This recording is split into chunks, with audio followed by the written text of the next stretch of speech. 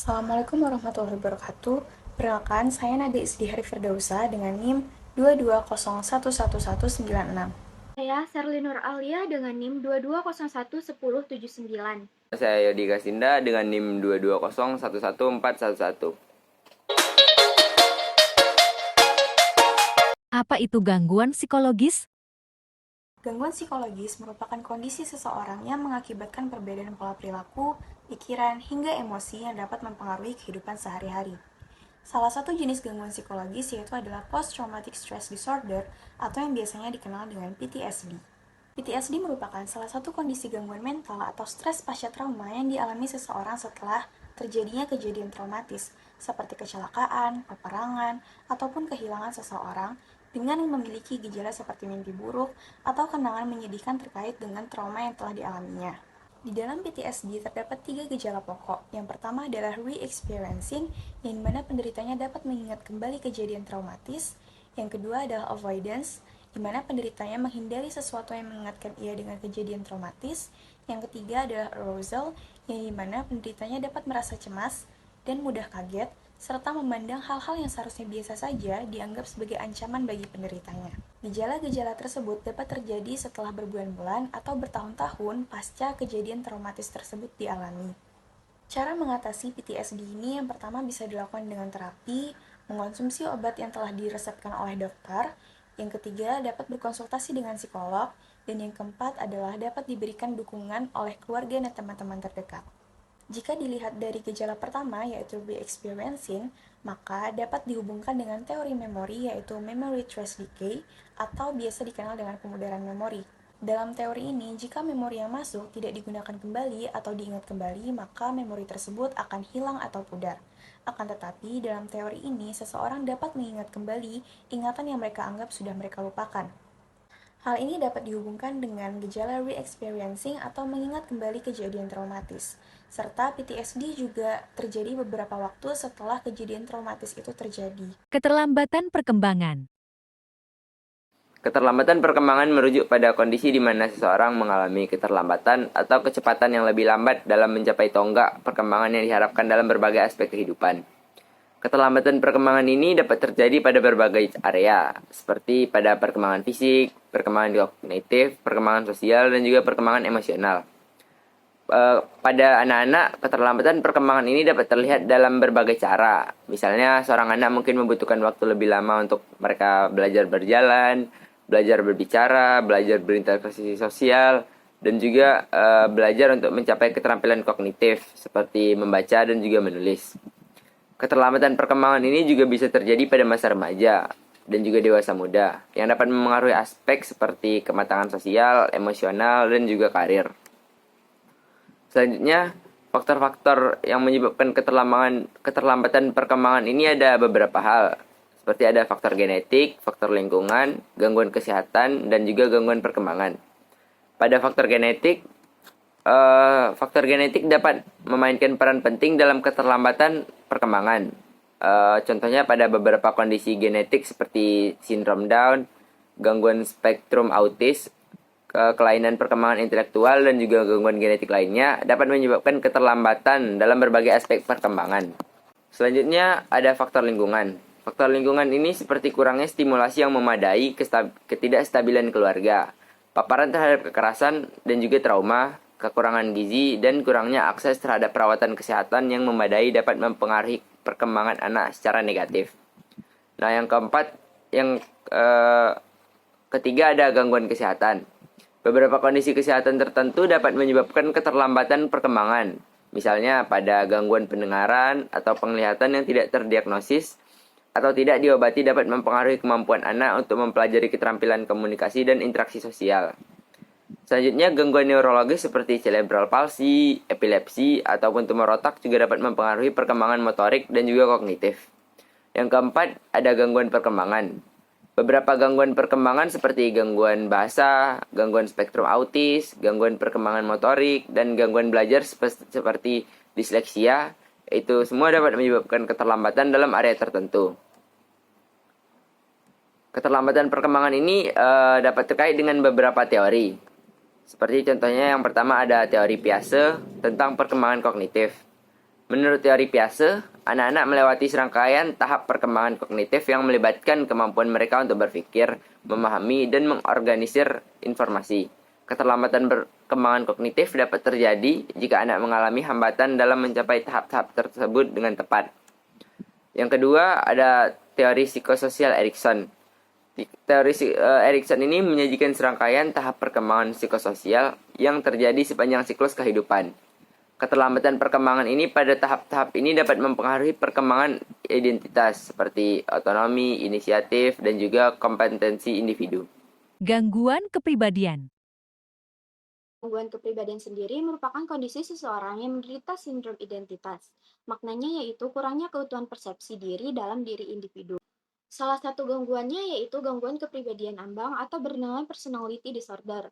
Merupakan salah satu gangguan kepribadian yang banyak ditemui dalam praktik layanan psikiatri maupun psikologi. Disebut sebagai kepribadian ambang karena individu dengan gangguan ini tidak memenuhi kriteria neurosis maupun psikiatris, sehingga dianggap berada di antara dua kondisi tersebut. Karakteristik utama dari gangguan kepribadian ambang adalah adanya pola yang menetap keterkaitan ketidakstabilan dan impulsivitas. Ketidakstabilan tersebut mencakup ketidakstabilan emosi, proses kognitif, serta ketidakstabilan dalam relasi yang dimiliki. Impulsivitas yang dimaksud adalah rendahnya kontrol terhadap respon perilaku dari berbagai situasi sehingga mengarah pada munculnya konflik dalam diri serta dalam lingkungan itu sendiri. Terdapat beberapa karakteristik lainnya yang dimiliki individu dengan gangguan kepribadian ambang. Pertama adalah disregulasi emosi dan ketidakstabilan emosi yang ditandai dengan merasakan emosi seperti marah, sedih, kecemasan, ketakutan yang intens, sekaligus mudah berubah-ubah. Kedua adalah mengalami kesulitan dalam hubungan interpersonal, yaitu seringkali mengalami konflik dapat menjadi ketergantungan pada pasangan. Impulsivitas dan disregulasi emosi yang dimiliki seringkali dapat menimbulkan kerentanan untuk melakukan tindakan-tindakan yang melanggar aturan sosial, sehingga ada kemungkinan untuk terlibat dalam sistem hukum. Beberapa kasus penyakit ini dapat ditemukan di penjara, baik tahanan laki-laki maupun pada perempuan. Terdapat beberapa gejala gangguan kepribadian ambang.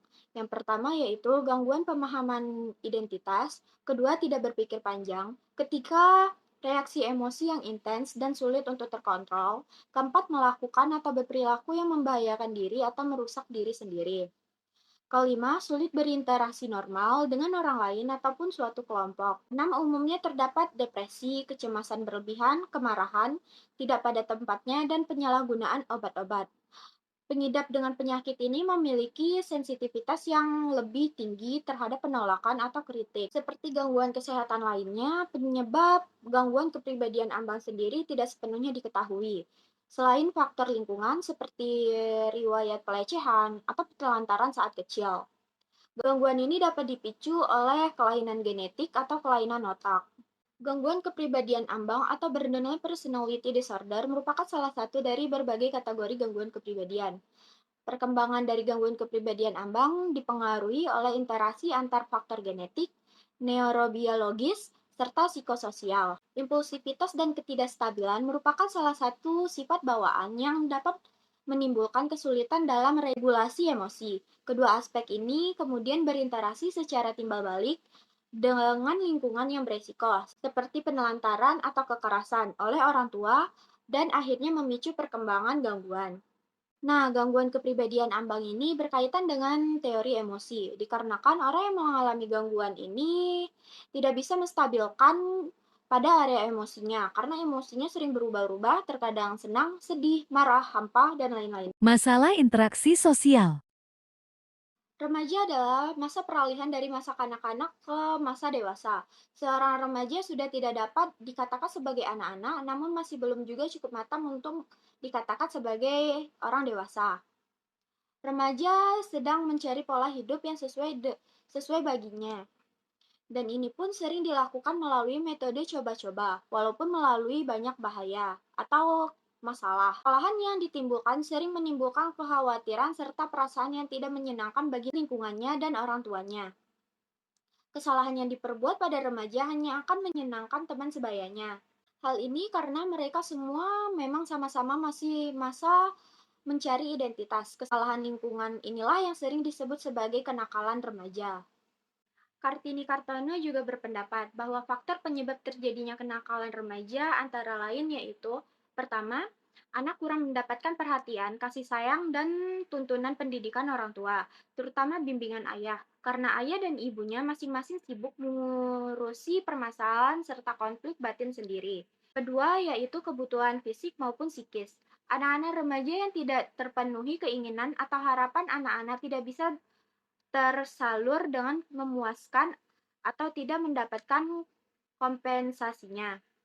Ketiga, anak tidak pernah mendapatkan latihan fisik dan mental yang sangat diperlukan untuk hidup normal. Mereka tidak biasanya dengan disiplin dan kontrol diri yang baik. Selanjutnya itu adalah cara mengatasi kenakalan remaja. Untuk mengatasi kenakalan remaja terdapat 3 tindakan. Yang pertama itu preventif, represif, dan tindakan kuratif dan rehabilitasi. Dalam tindakan preventif, terdapat usaha untuk mencegah timbulnya kenakalan remaja. Yang pertama yaitu mengenal dan mengetahui ciri-ciri secara umum dan khas remaja. Yang kedua, mengetahui kesulitan yang dialami oleh para remaja. Dan untuk usaha pembinaan remaja dapat dilakukan dengan cara menguatkan mental remaja agar dapat menyelesaikan persoalan yang dihadapinya. Yang kedua, memberikan pendidikan mental dan kepribadian melalui pengajaran agama, budi pekerti, dan etikat.